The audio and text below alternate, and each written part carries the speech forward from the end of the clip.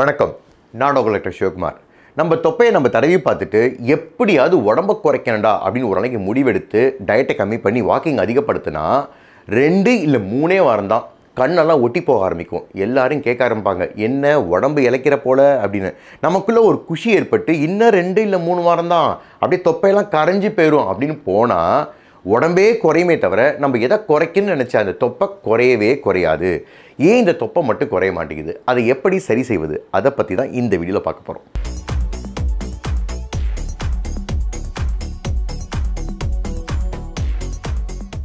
நம்ம வயிற்று பகுதியில் 2 விதமான ஃபேட் இருக்குது. ஒன்று சப்க்யூட்டேனியஸ் ஃபேட், இன்னொன்று விசரல் ஃபேட். இந்த சப்க்யூட்டேனியஸ் ஃபேட் அப்படிங்கிறது தோலுக்கு ஜஸ்ட் கீழே இருக்கும். இப்போ தோலெல்லாம் அழுத்தி பிடிச்சோம் அப்படின்னா சப்க்யூட்டேனியஸ் ஃபேட்டையும் சேர்த்து பிடிக்கிறோம் அப்படிங்கிறது தான் அர்த்தம். இது ரொம்ப உடல் உபாதைகளை கொடுக்காது.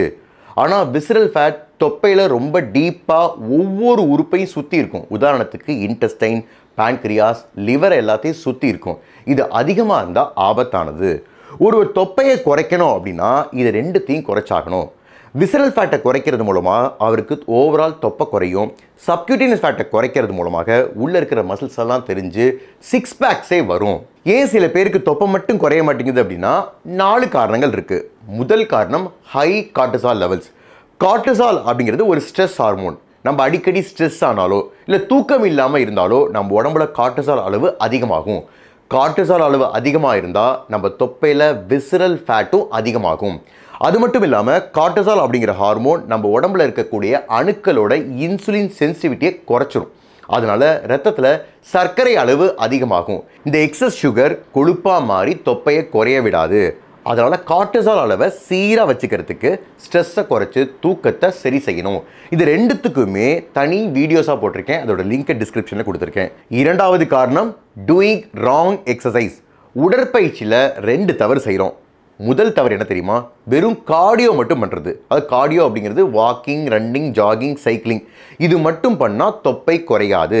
ஸ்ட்ரெங்த் ட்ரைனிங்கும் பண்ணணும். இப்போ ஒருவர் கார்டியோ மட்டும் பண்ணுறான்னு வச்சுங்க, 1 மணி நேரத்துக்கு கார்டியோ மட்டும் பண்ணுறாரு அப்படின்னா அந்த 1 மணி நேரத்திற்கு மட்டும்தான் உங்கள் உடம்பானது கேலரிஸை பேர்ன் பண்ணும். ஆனால் ஸ்ட்ரெங்த் ட்ரைனிங் பண்ணி முடிச்சு 48 மணி நேரத்துக்கு உங்கள் உடம்பானது கேலரிஸை பேர்ன் பண்ணிகிட்டே இருக்கும். இதுதான் ஆஃப்டர் பேர்ன் எஃபெக்ட் அப்படின்னு சொல்லுவாங்க. அது மட்டும் இல்லாமல் ஸ்ட்ரெங்த் ட்ரைனிங் பண்ணுறது மூலமாக நம்ம உடம்புல இருக்கிற அணுக்களோட இன்சுலின் சென்சிட்டிவிட்டியை அதிகப்படுத்திடும்.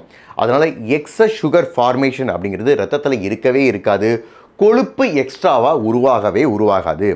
2வது தவறு என்ன தெரியுமா? உடற்பயிற்சியில் ஸ்பாட் ரிடக்ஷன் பண்ணுறது. அது உதாரணத்துக்கு தொப்பை குறையணுமா, வெறும் அப்டமன் மட்டும் பண்ணுறது.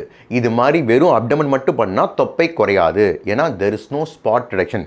ஸ்பாட் ரிடக்ஷன் கான்செப்டே தவறானது. ஸோ ஸ்ட்ரெங்த் ட்ரைனிங் பண்ணும்போது பெரிய பெரிய மசில்ஸாக இன்வால்வ் பண்ணுற மாதிரி ஒரு காம்பவுண்ட் எக்ஸசைஸாக பண்ணணும். உதாரணத்துக்கு squats, deadlift, bench press, pullups, lunges, planks, crunches. வாரத்திற்கு 3லேருந்து 5 முறை ஸ்ட்ரெங்த் ட்ரைனிங் பண்ணுங்கள். ஸ்ட்ரெங்த் ட்ரைனிங் பண்ணும்போது வெயிட் எடுத்து பண்ணுற மாதிரி இருந்தால் கொஞ்சம் கொஞ்சமாக வெயிட்டை அதிகப்படுத்திட்டே போங்க. உடனே பெரிய வெயிட் எடுத்து பண்ண வேண்டாம். அதே மாதிரி வாரத்திற்கு 1 அல்லது 2 முறையாவது HIIT பண்ணுங்கள். அது ஹை இன்டென்சிட்டி இன்டர்வல் ட்ரைனிங் பண்ணுங்கள். இது எப்படி பண்ணணும் அப்படின்னா 60 செகண்டுக்கு ஒரு ஸ்லோ பேஸில் வாக் போகணும். அடுத்த ஒரு 30 செகண்டுக்கு உங்களால் முடிஞ்ச அளவுக்கு ஃபாஸ்ட்டாக ஒரு ஸ்ப்ரிண்ட் போகணும்.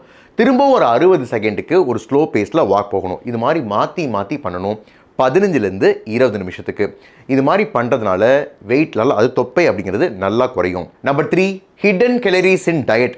நம்ம தொப்பையை குறைக்கிறதுக்காக டயட்டில் இருக்கும்போது எவ்வளோ சாதம் சாப்பிட்றோம், எவ்வளோ காய்கறிகள், எத்தனை சப்பாத்தி, எத்தனை பிரெட்டு அப்படின்னு பார்த்து சாப்பிடுவோம்.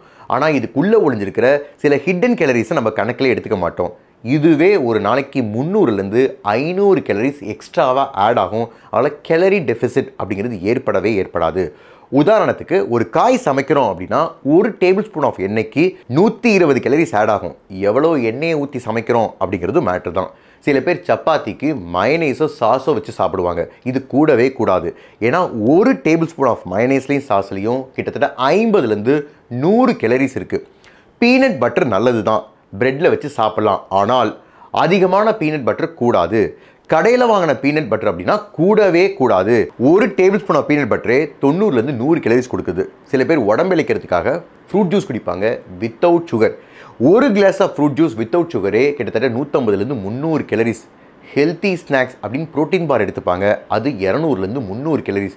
இதுக்கு மேலே டீ, காஃபி இது எல்லாமே எக்ஸசிவ் ஹிடன் கேலரிஸ் தான். இது எல்லாமே உங்கள் விசரல் ஃபேட்டாக தான் மாறும்.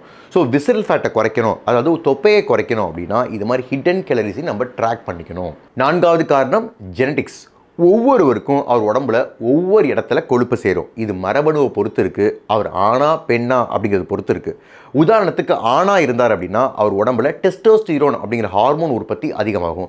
அதனால் வயிற்று பகுதியில் நிறைய விசரல் ஃபேட் ஃபார்ம் ஆகும். இதே பெண்ணாங்க இருந்தாங்க அப்படின்னா ஈஸ்ட்ரோஜன் அப்படிங்கிற ஹார்மோன் உற்பத்தி அதிகமாகும். அதனால் துடை பகுதியிலையும் இடுப்பு பகுதியிலையும் அதிகமாக ஃபேட் ஸ்டோர் ஆகும். அதே மாதிரி ஒவ்வொருவருக்கும் ஒவ்வொரு பேட்டர்னில் உடம்பளிக்கும். இதுவும் மரபணுவை பொறுத்து தான்.